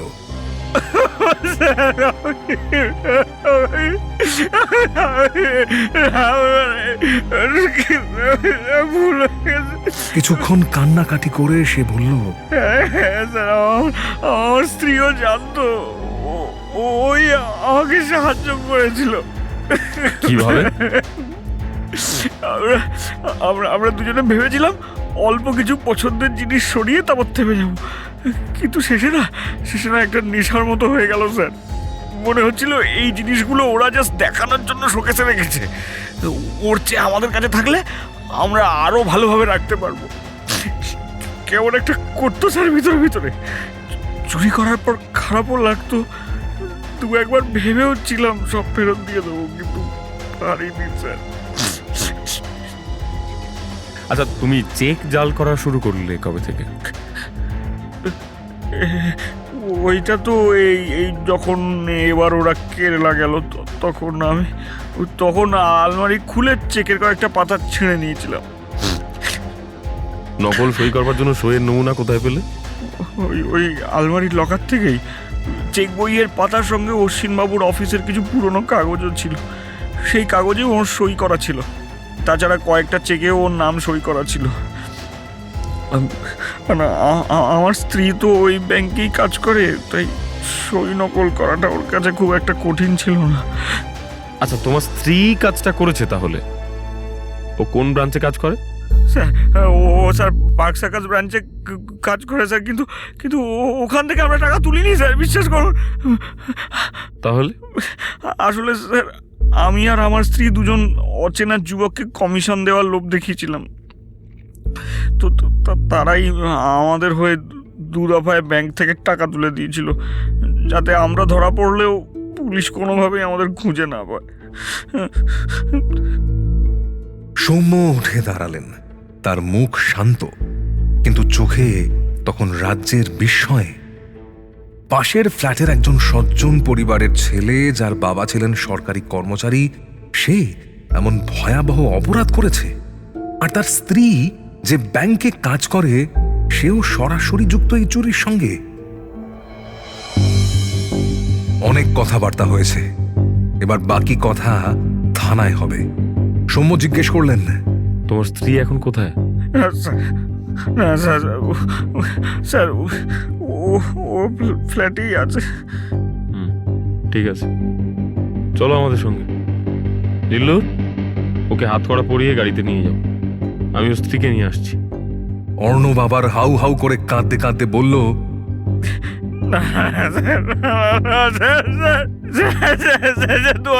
ছেড়ে দিয়ে করবেন না স্যার, আমার বাবা মা জানতে পারলে আমি সব ফেরত দিয়ে দেবো স্যার, আমার যত টাকা হয়েছে সব দিয়ে দেবো, আমার মা বাবাকে জানাবেন না স্যার। সৌম্য এ কথার কোনো উত্তর দিলেন না। একজন পুলিশ অফিসারের কর্তব্য চোরকে খুঁজে বের করা। তিনি সেই কাজটি করেছেন। শুধু দেখার চোখ থাকলেই তো হয় না, সেই চোখ দিয়ে পর্যবেক্ষণ করার মানসিকতাও থাকতে হবে। দুর্গাদেবীর অপদেবতার গল্প, তালা না ভাঙা, সবটাই ছিল চোরের নিখুঁত পরিকল্পনা। সৌম্যর হঠাৎ মনে পড়ে গেল, এরাই দুর্গাদেবীকে অপদেবতার গল্প শুনিয়েছিল। জিল্লুর যখন হাতকড়া পড়াচ্ছিলেন অর্ণবকে, সেই ফাঁকে সৌম্য জিজ্ঞেস করলেন, দুর্গা দেবীকে অপদেবতার গল্পটা কে শুনিয়েছিল? স্যার, আমার স্ত্রী শুনিয়েছিল স্যার, আমার স্ত্রী। ওই আমাকে বলেছিল দুর্গা দিয়ে একটু একটু মানে ভীতু, ওকে এইসব গল্প বললেও বিশ্বাস করবে স্যার, কিন্তু কিন্তু আমার বাড়িতে যাবে না স্যার, আমার বাবা আছে। অর্ণবকে নিয়ে নিচে নামা শুরু করলেন জিল্লুর। আর সৌম্য তখন পাশের ফ্ল্যাটের কলিং বেল বাজালেন। অর্ণবকে হাতকড়া পরিয়ে জিল্লুর রহমান নিচে নামিয়ে নিয়ে গেলেন। এক ধাক্কা দিয়ে ওকে জিপে তুললেন। অর্ণব তখনও মিনমিনে গলায় অনুরোধ করে চলেছে, স্যার আমার বাবা জানতে পারলে আমাকে ছাড়বে না স্যার, আমাকে ছেড়ে দিন, আমি তো সব স্বীকার করছি, আমার ছেড়ে দিন। যদিও জিল্লুর রহমান তার কথায় কোনো কান দিলেন না। তিনি জানেন এখন আবেগ দেখানোর সময় নয়।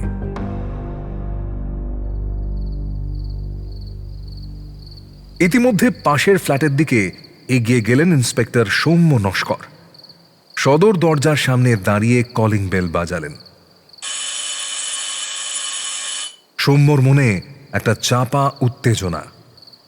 এতদিন ধরে যে রহস্যের জট তিনি খুলতে চাইছিলেন, তার একটা মূল শিকড় ইতিমধ্যেই গ্রেফতার হয়ে গেছে। অন্যটা লুকিয়ে আছে এই ফ্ল্যাটের ভিতরে। কয়েক সেকেন্ডের মধ্যেই দরজা খুললেন সেই প্রৌঢ় ভদ্রলোক। চোখে মুখে ভদ্রতা আর স্নিগ্ধতার ছাপ। সৌম্যর মনে পড়ল, এই ভদ্রলোককেই প্রথম দিন দেখেছিলেন। অর্ণবের বাবা অতীশ রায়। সৌম্য শান্ত কণ্ঠে নিজের পরিচয় দিলেন। নমস্কার, আমি বেনিয়াপুকুর থানা থেকে আসছি, ইন্সপেক্টর সৌম্য নস্কর। এর আগেও আমি এসেছিলাম কদিন আগে, আপনার সঙ্গে কথা হয়েছে। হ্যাঁ হ্যাঁ, মনে পড়েছে। ভেতরে আসুন ইন্সপেক্টর। চোর কি তাহলে ধরা পড়েছে? সৌম্য মাথা নেড়ে সায় দিলেন। হ্যাঁ, ধরা পড়েছে। ড্রয়িং রুমটা বেশ পরিচ্ছন্ন। মধ্যবিত্ত পরিবারের রুচির পরিচয় পাওয়া যায়। তিনি বসতে বললেন সৌম্যকে। বসুন ইন্সপেক্টর। আসলে কি জানেন তো, আমি খুবই চিন্তায় ছিলাম। অশ্বিন দুর্গা দুজনেই বড্ড সহজ সরল মানুষ। আমায় খুব ভালোবাসে ওরা, তা আমিও ওদের বড় স্নেহ করি। কি সাংঘাতিক চুরি না ঘটে গেল ভাবুন তো একবার। যাকে এই আবাসনে এমন হতে পারে আমি না ভাবতেই পারিনি। আচ্ছা, তা চোর ধরা পড়েছে বললেন, কে বলুন তো, চেনা জানা কেউ? হ্যাঁ, অতীশবাবু আন্তরিকতার সঙ্গেই বিষয়টা জানতে চাইলেন। তার এই সরলতা দেখে সৌম্যর মনের মধ্যে একটা ধাক্কা লাগলো। এই মানুষটা জানে না তাদের একমাত্র ছেলে আর ছেলের বউ কত বড় অপরাধ করে ফেলেছে, আর সেই বউমাকে ধরতেই তিনি এসেছেন। অতীশবাবু, আসলে আমি আপনার সঙ্গে আপনার বৌমার ব্যাপারে একটু কথা বলতে চাই। সৌম্যর এই কথায় অতীশবাবুর হাসি মুখটা সামান্য মলিন হয়ে এলো। একটু অবাক হয়ে তিনি বললেন, আমার বৌমা মানে রিয়ার সঙ্গে? কেন বলুন তো, ও তো ব্যাংকে চাকরি করে, চুরির সঙ্গে ওর কি সম্পর্ক? মানে ওর ব্যাংক থেকে কি চেক ভাঙানো হয়েছে? একটা ভয় মিশ্রিত কৌতূহল ধরা পড়ল প্রৌঢ়র চেহারায়। আসলে চুরির তদন্তের জন্য কিছু জিজ্ঞাসাবাদের প্রয়োজন। আপনি রিয়া দেবীকে একটু ডেকে দেবেন?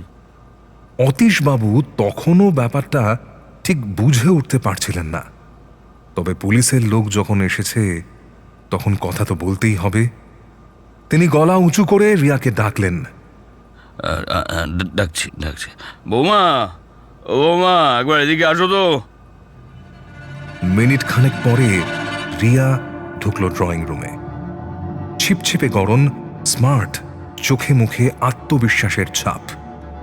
একজন চৌখস ব্যাংক কর্মী যেমন হয়, কিন্তু সৌম্যর চোখে ধরা পড়ল তার আত্মবিশ্বাসের আড়ালে একটা চাপা ভয়ও কাজ করছে। রিয়া জানে তার স্বামী এখন ওই ফ্ল্যাটে, এরই মধ্যে পুলিশ এসেছে, ফলে যে কোনো সময় একটা অঘটন ঘটে যেতে পারে। যদিও রিয়া তো আর জানে না যে অর্ণব ইতিমধ্যেই ধরা পড়েছে। একবার ঢোক গেলে রিয়া বলল, আমায় ডেকেছো বাবা? হ্যাঁ, ইনি হচ্ছেন ইন্সপেক্টর সৌম্য নস্কর। হ্যাঁ, সৌম্য নস্কর। ইনি তোমার সঙ্গে কিছু কথা বলতে চান, ওই পাশের ফ্ল্যাটের চুরির ব্যাপারে। নমস্কার স্যার। নমস্কার। বলুন, কোনো সমস্যা হয়েছে? আপনাকে কিভাবে সাহায্য করতে পারি? হ্যাঁ, একটা সমস্যা হয়েছে। অশ্বিনবাবুদের ফ্ল্যাটে যে চুরি করত তাকে আমরা ধরেছি। রিয়ার মুখের রং মুহূর্তের মধ্যে ফ্যাকাশে হয়ে গেল, চোখে মুখে আতঙ্ক স্পষ্ট হয়ে উঠল। তবু এক অদ্ভুত কায়দায় সে দ্রুত সামলে নিল নিজেকে। ধরেছেন? সে কি? কে সে? আমি তো শুনেছি 2 বছর ধরে।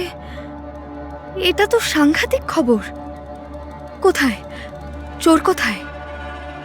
অতীশবাবুও একই সঙ্গে জিজ্ঞেস করলেন। কে ইন্সপেক্টর? সে কে? হ্যাঁ, চোর কি আমাদের আবাসনের কেউ নাকি বাইরের? সৌম্য আসল কথাটা বলতে একটু ইতস্তত করছিলেন। কি বলবেন এই সজ্জন ভদ্রলোককে, কিন্তু সত্যটা তো বলতেই হবে। অতীশবাবু, একটা অপ্রিয় সত্য আপনাকে জানাতে এসেছি। সৌম্যর মুখ দেখে অতীশবাবুর বুকটা ধরাস করে উঠল। রিয়া ঠোঁট কামড়ে বহু কষ্টে নিজের ভেতরের উত্তেজনা থামিয়ে সোফায় বসে পড়ল। অশ্বিনবাবুর ফ্ল্যাটে যে চুরি করত সে এই আবাসনেরই বাসিন্দা। আপনার ছেলে অর্ণব আর আপনার বৌমা রিয়া। কথাটা শুনে অতীশবাবু যেন পাথরের মূর্তিতে পরিণত হলেন। তার মুখ দিয়ে কোনো শব্দ বেরোল না, চোখ দুটি বিস্ফারিত। রিয়াও একইভাবে স্তম্ভিত। শুধু তার চোখ দিয়ে কয়েক ফোঁটা জল গড়িয়ে পড়ল তার গাল বেয়ে।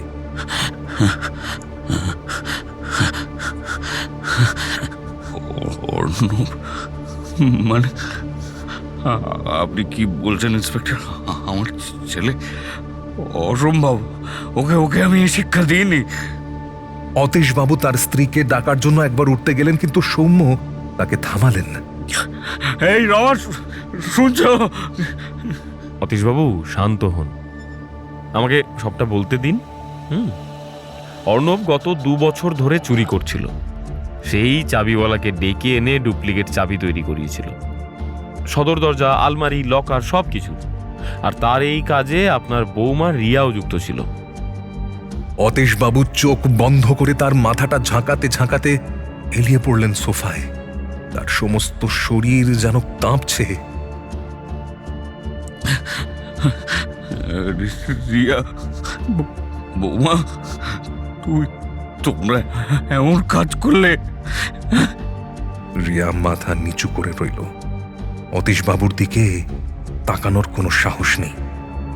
চেক বইয়ের পাতা চুরি করে নকল সই করে প্রায় 3 লক্ষ টাকা অ্যাকাউন্ট থেকে সরিয়ে নেওয়া, এই কাজটা রিয়াই করেছে। ব্যাংকে কাজ করার সুবাদে ও জানতো কিভাবে সই নকল করতে হয়, কিভাবে টাকা সরাতে হয়, যাতে কেউ জানতে না পারে। অতীশবাবু ধীরে ধীরে চোখ খুললেন। সেই চোখের সরলতা এখন গভীর যন্ত্রণায় ভরে গেছে। তিনি যেন বিশ্বাস করতে পারছেন না যে তার আদর্শের ভিত ভেঙে চুরে তছনছ হয়ে গেছে। আপন মনে বিড়বিড় করে তিনি বলতে লাগলেন,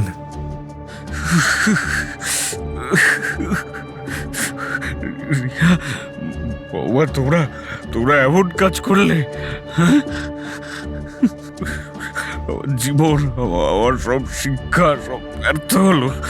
ছি, ছি, ছি, ছি, ছি, আমার ছেলে আর বৌমা। অতীশবাবু, আমি আপনার কষ্টটা বুঝতে পারছি, কিন্তু আইন তো আইনের পথে চলবে। অপরাধ করেছেন আপনার ছেলে বৌমা। চুরির জিনিসপত্র এবং চেক বইয়ের টাকার হিসাব আমাদের কাছে রয়েছে। এদের দুজনকেই এখন আমায় থানায় নিয়ে যেতে হবে। সমু উঠে দাঁড়ালেন। রিয়ার দিকে তাকিয়ে তিনি বললেন, আমার সঙ্গে তোমাকে নিচে যেতে হবে। তোমার স্বামী নিচে গাড়িতে অপেক্ষা করছে, চলো। রিয়া আর কোনো কথা বলল না। তার চোখের জল গাল বেয়ে ঝরে পড়ছিল। সে তার শাশুড়ি রমা দেবীর সঙ্গে একবার কথা বলার জন্য ভেতরে যেতে চাইল, কিন্তু সৌম্য তাকে থামালেন। না না না, এখন না, সব কথা থানায় গিয়ে হবে। ইন্সপেক্টর সৌম্য নস্কর রিয়াকে নিয়ে সিঁড়ি দিয়ে নিচে নামতে লাগলেন। অতীশবাবু তখনও পাথরের মতো বসে আছেন। তার মুখ থেকে শুধু একটাই কথা বেরোলো,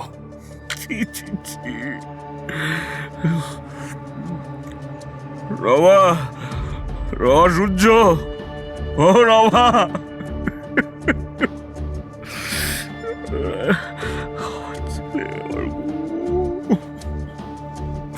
নিচে জিপে অর্ণব আর জিল্লুর বসেছিল।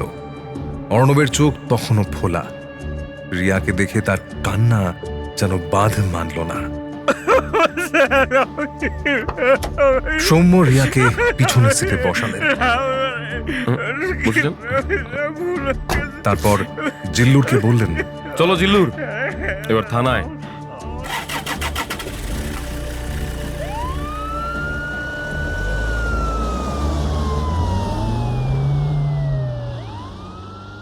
এক সজ্জন পরিবারের সর্বনাশ হল সামান্য লোভের কারণে। অতীশবাবুর অবস্থা দেখে ইন্সপেক্টর সৌম্য নস্করও ঠিক বিজয়ের হাসি হাসতে পারলেন না। একটি সফল তদন্তের সমাপ্তি ঘটেছে, এ কথা সত্যি, কিন্তু এক মর্মান্তিক পারিবারিক দুর্ঘটনার মধ্যে দিয়ে। অর্ণব আর রিয়া চুপচাপ বসেছিল জিপের মধ্যে। অর্ণবের চোখ তখনও ভিজে, রিয়ার মুখে অনুশোচনার জমাট অন্ধকার। সৌম্য নস্কর তাদের দিকে তাকিয়ে ভাবছিলেন, লোভের জন্য এত বড় সর্বনাশ। কিন্তু 2 বছর ধরে ছোটখাটো চুরি করে যাওয়া, মাঝে মাঝে মূল্যবান কিছু না সরিয়ে রান্নাঘরের তেল কিংবা টর্চ উধাও করে দেওয়া, আর শেষ পর্যন্ত দুম করে চেক জাল করে 2-3 লক্ষ টাকা সরিয়ে ফেলা, এসব কি কেবলই সাধারণ চুরির লক্ষণ? মনে মনে একটা প্যাটার্ন ভাবার চেষ্টা করছিলেন সৌম্য। থানায় নিয়ে এসে আরো একবার জিজ্ঞাসাবাদ করার পর সৌম্যর এই প্রশ্নের উত্তর মিলল। শুধু অর্ণব নয়, রিয়াও স্বীকার করল প্রথম দিকে কিছু জিনিস সরিয়ে তারা এক ধরনের উত্তেজনা অনুভব করত। চুরি করা মূল্যবান জিনিসগুলো বিক্রি করে টাকা কামানোর চেয়ে তাদের আনন্দ ছিল জিনিসগুলো নিজের কাছে জমিয়ে রাখার মধ্যে। অর্ণবের বাবা মা যে পরিমাণ সজ্জন ছিলেন, তাতে অর্ণবের এমন আচরণের ব্যাখ্যা পাওয়া কঠিন। সৌম্য বুঝতে পারলেন তাদের অপরাধের মূলে ছিল এক ধরনের মানসিক দুর্বলতা। আদতে অর্ণব আর রিয়া দুজনেই ছিল ক্লেপ্টোমেনিয়াক। এটি এক ধরনের মানসিক রোগ, যে রোগে আক্রান্ত ব্যক্তি কোনো ব্যক্তিগত লাভের উদ্দেশ্য ছাড়াই চুরি করার তীব্র নিয়ন্ত্রণহীন তাগিদ অনুভব করে।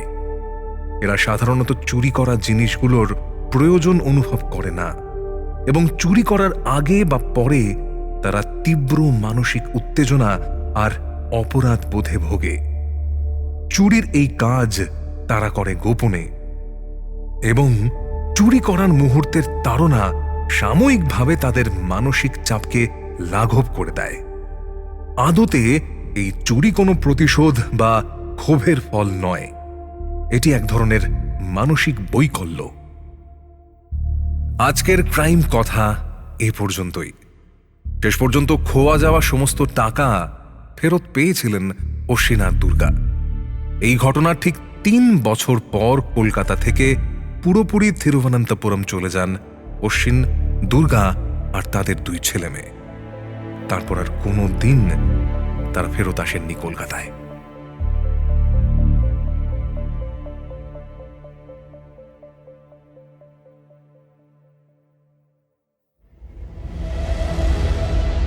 মির্চি বাংলা অরিজিনালসের বিশেষ নিবেদন, ক্রাইম কথা কথা কথা।